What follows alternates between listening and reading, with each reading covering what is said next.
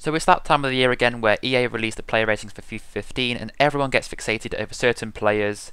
And predictably, people always disagree with them and claim this so and so should be 87 instead of 85, and if this player is 81, why is this guy who's so much better lower at 80? All in all, overall ratings are a conclusion of certain attributes. A player's attributes makes up a player's rating.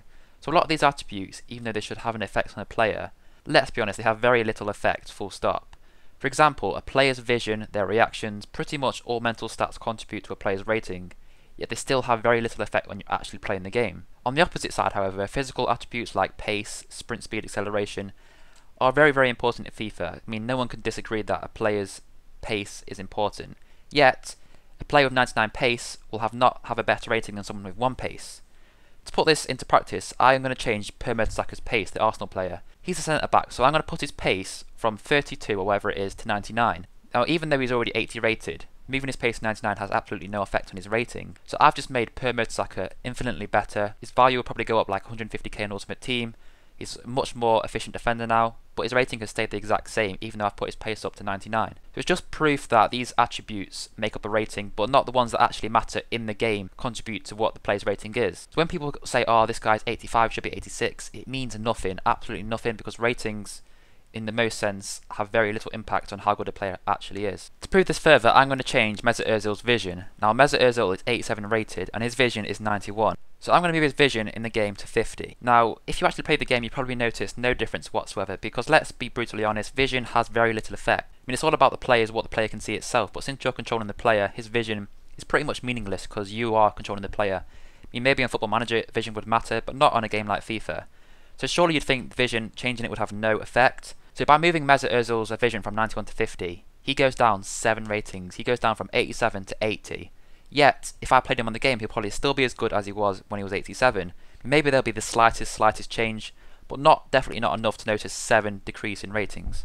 So I thought, let's just mess with Ozil a bit more and see what can happen. So I put his long shots up to 93, his pace, his acceleration and sprint speed to 99, his dribbling to 99, his free kicks to 99, and his finishing to 99, as well as making him 5-star weak foot.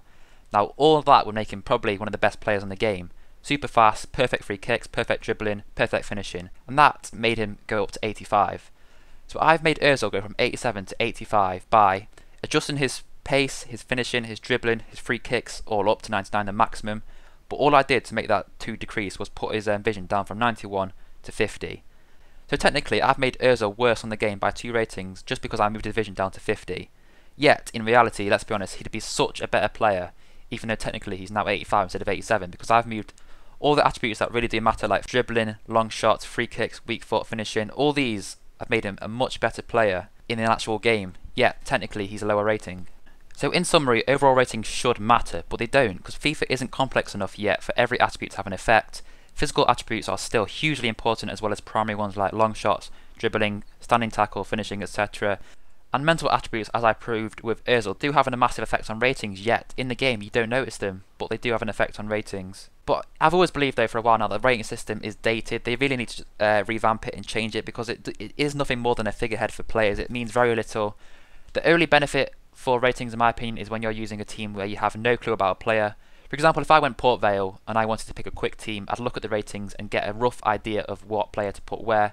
But that's about the only advantage I can think that I can use for ratings. And I can't believe I'm going back to 2003 for an example, but PES, they used to use, I don't know if they still do because I don't play it, but they used like it's like a hexagon, and then on that hexagon there used to be lines dictating where the player's strengths were. It'd have like technical attributes, physical, defending, attacking, and it was a much better indicator of where a player's strengths were.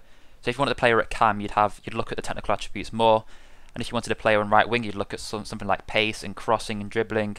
And that was a much better system in my opinion than ratings, which are massively misleading, yet people still look at ratings as an idea of how good a player is on the game. But that's just my opinion. You might disagree, you might agree, you might think ratings are still really good. But let me know what you think. I'll try to reply to all the comments. But yeah, thanks for watching, and I will see you all next time.